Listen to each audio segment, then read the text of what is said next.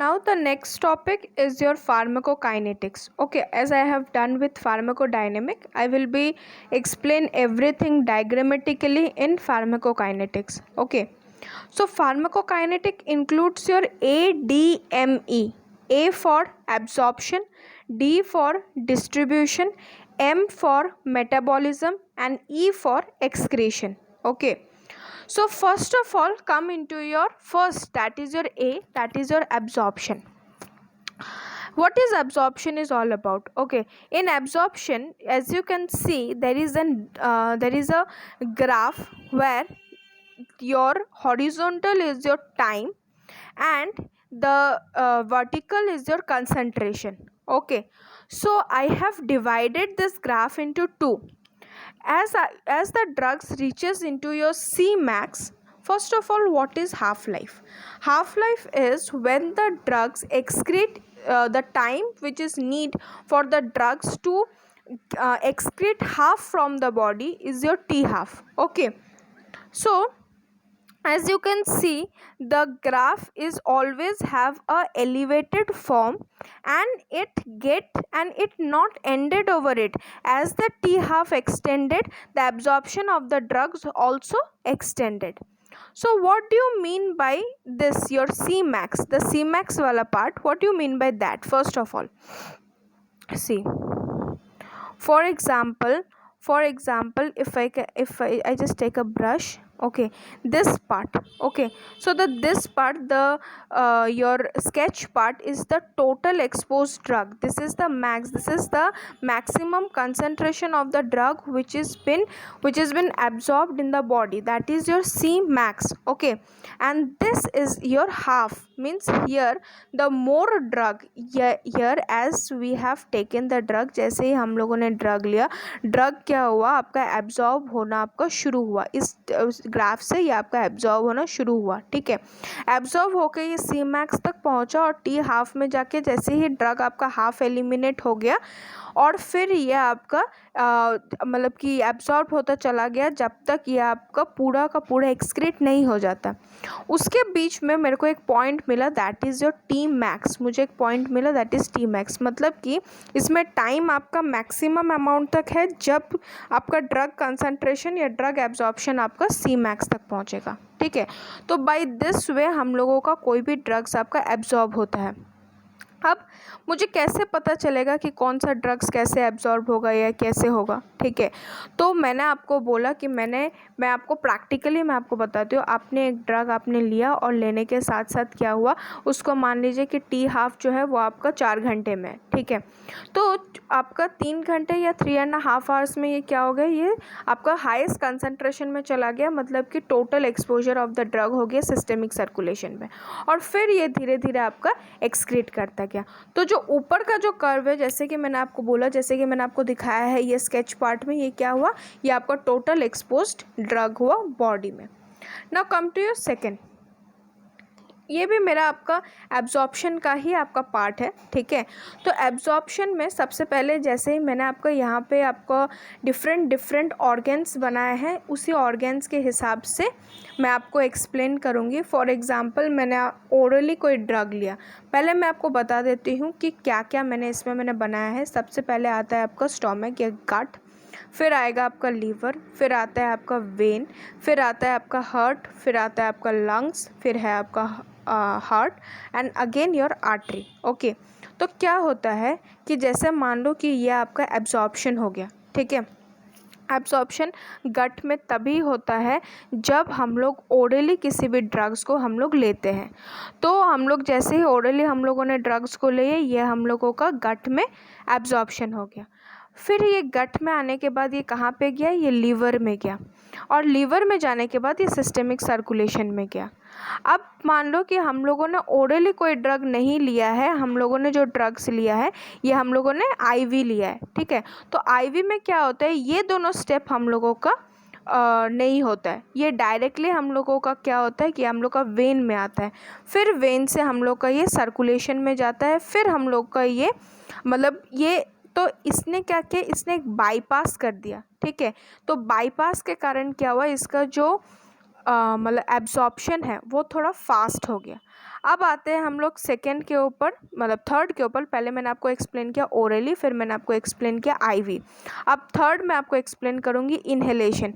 Inhalation में क्या है कि इन्हेलेशन में डायरेक्टली आ गया हम लोग का लंग्स में, और फिर लंग्स से ये हम लोग का चला गया हार्ट में, और फिर हार्ट से आपका सिस्टमिक सर्कुलेशन में। तो बाय दिस वे हम लोग का यहाँ पे आपका सर्कुलेशन होता है। अब जैसे कि मैंने आपको बताया था कि ये जैसे कैसे हम लोग का एब्जॉर्ब होता है, तो वैसे ही मैं आपको 3 कंडीशंस के बारे में मैं आपको बताती हूँ। मान लो कि पहला ड्रग जो है, जो मैंने आपको 1 नंबर पे लिख रखा है, वो ड्रग मैंने आपको दिया, ठीक है।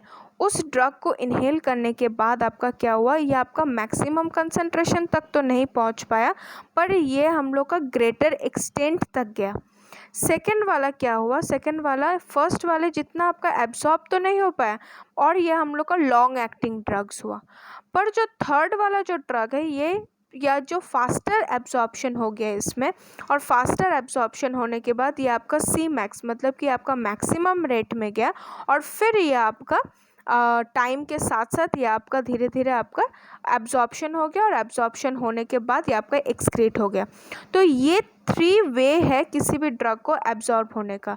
या तो ये आपका हम लोगों ने लिया और फटाफट ये आपका एब्जॉर्ब हो गया, सेकंड ये आपको बहुत देर तक आपके बॉडी में रहा और धीरे धीरे ये आपका एक्सक्रीट हुआ, और थर्ड कि ये बहुत जल्दी आपके बॉडी में गया और तुरंत ही आपका ये एक्सक्रीट हो गया। पर इन अ वेरी शॉर्ट टाइम क्या हुआ कि ये आपका वेरी शॉर्ट टाइम क्या हुआ कि ये आपका बहुत जल्दी से आपका एब्जॉर्ब हो गया। अब मैंने ये 1 2 3 क्यों लिख रखा है? 1 मतलब कि ये मैंने आपका डिनोट किया ओरली टेकिंग ड्रग्स में।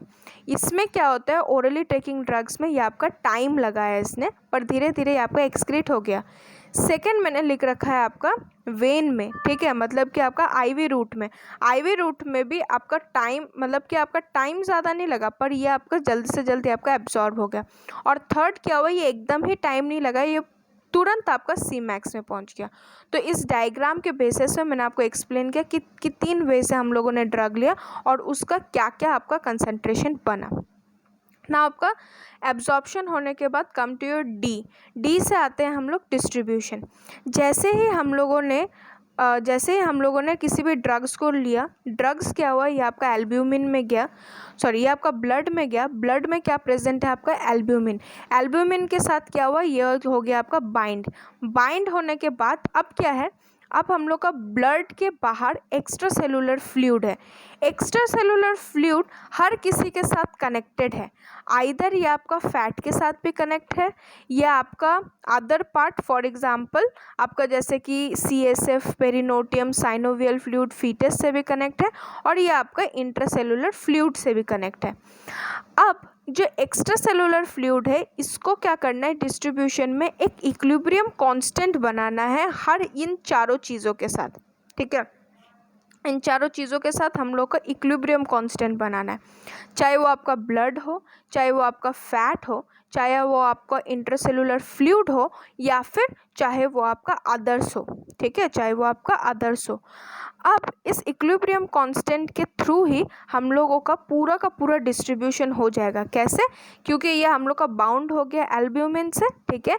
एल्ब्यूमिन से ये ट्रांसफ़र हो सकता है प्रोटीन बाउंड हो करके। अब जैसे मान लो कि यहाँ पे जैसे ही मैंने यहाँ पे ड्रग्स दिया, तो यहाँ पे क्या हो गया, यहाँ पे हायर कंसंट्रेशन हो गया, यहाँ पे लोअर कंसंट्रेशन हो गया।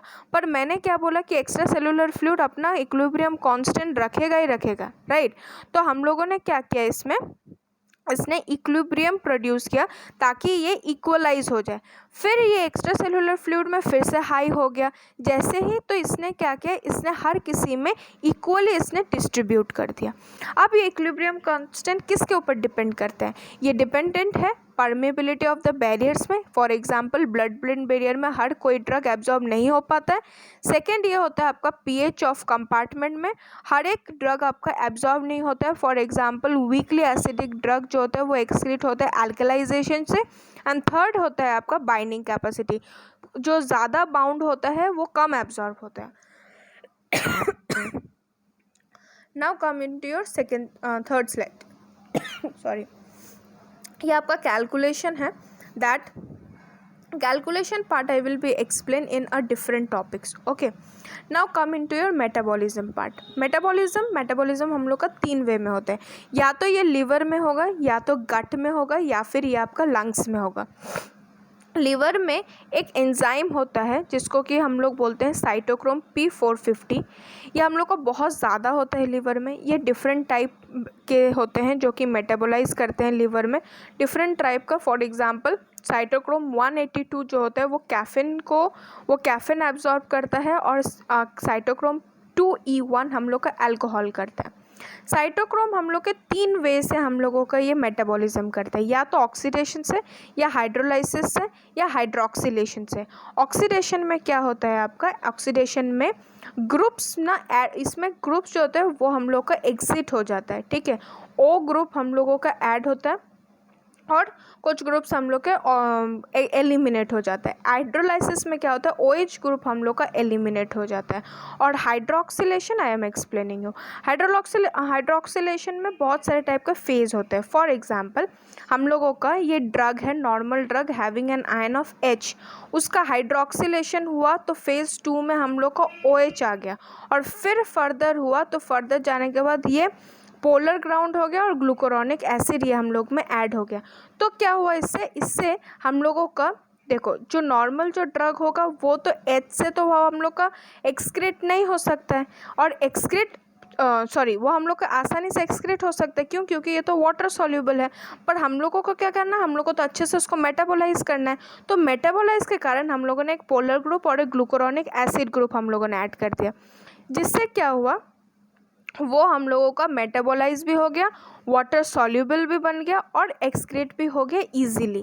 ओके, ये हम लोग का कुछ ऑर्गेनिक ग्रुप्स है सेम, जैसे कि मैंने आपको बताया। एक एग्जांपल मैं आपको देती हूँ, एस्पिरिन से हम लोग का सैलिसाइक्लिक एसिड, और सैलिसाइक्लिक एसिड के ग्रुप के कारण जिसमें COH ग्रुप ऐड होता है, जिसके कारण ये एक्सक्रीट होता है easily. Now come to your elimination में क्या होता है आपका, जैसे कि हम लोग देखते हैं कि यहाँ पे हम लोगों का ड्रग्स है, ड्रग जो है वो हम लोगों का एंजाइम के थ्रू मेटाबोलाइट हो करके हम लोग का किडनी तक पहुँचा। किडनी में क्या होता है, हम लोग का GFR होता है, ग्लोमेरुलर फिल्ट्रेशन रेट। अब हर एक घंटे में कितना हम लोग का क्लियरेंस हो रहा है, कितना हम लोग का एक्सक्रीट हो रहा है drug, that is your clearance rate. For example देखो, सिर्फ एलिमिनेट होने का मतलब ये नहीं होता है कि हम लोग का बॉडी से कितना निकल रहा है। एलिमिनेट होने का मतलब होता है कि हम लोगों का एलिमिनेशन तभी भी हो रहा है जब वो T½ में जा रहा है, ठीक है। फॉर एग्जांपल मैंने आपको ये बताया कि ये आपका T½ में जा रहा है, तो क्या ये एलिमिनेट नहीं हो रहा? ऑब्वियसली हो रहा है, क्योंकि इसका फंक्शन खत्म हो रहा है। और ये कहाँ पे जाके जम रहा है, हम लोग का किडनी में जाके फिल्ट्रेशन के लिए रेडी हो रहा है। तो T½ में ये हम लोग का थोड़ा सा एक्सक्रीट करेगा, फिर T½ में जितना बचा है उसका T½ और फिर जितना बचा है उसका T½ ठीक है। फॉर एग्जांपल ये अगर हम लोग का 50% होता है तो ये आपका 50 + 25 होता है, फिर ये 50 + 25 + 12.5 ऐसे करके ये हम लोगों का एक्सक्रीट होता है।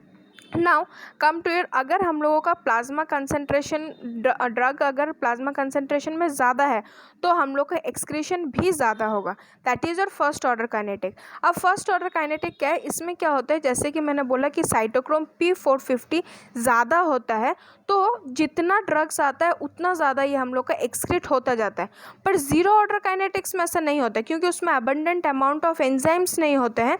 उसके कारण क्या होता है आपका कि रेट, मतलब जो एलिमिनेशन रेट है वो कांस्टेंट है, चाहे कितना भी ड्रग्स क्यों ना आ जाए। Okay, now come to your last topic. Last में क्या है आपका, ये ज़ीरो ऑर्डर काइनेटिक्स को ही बोला है। जैसे कि मैंने बोला, कितना भी ड्रग्स आप इसमें पुट कर लो, इसका T½ सेम ही रहेगा, और इसका जो मतलब जो एक्सक्रीशन है, जो भी आपका T½ है, ये हम लोगों का कांस्टेंट नहीं होगा, ये हम लोग का ड्रग के ऊपर ही हम लोग का डिपेंड होगा। और नो एक्स्ट्रा एंजाइम, कोई भी एक्स्ट्रा एंजाइम नहीं होगा, और जो ड्रग अमाउंट है वो बढ़ जाएगा, ठीक है। पर जो क्लियरेंस रेट है वो हम लोग का सेम रहेगा, तो जो क्लियरेंस रेट है वो हम लोग का सेम रहेगा, ठीक है।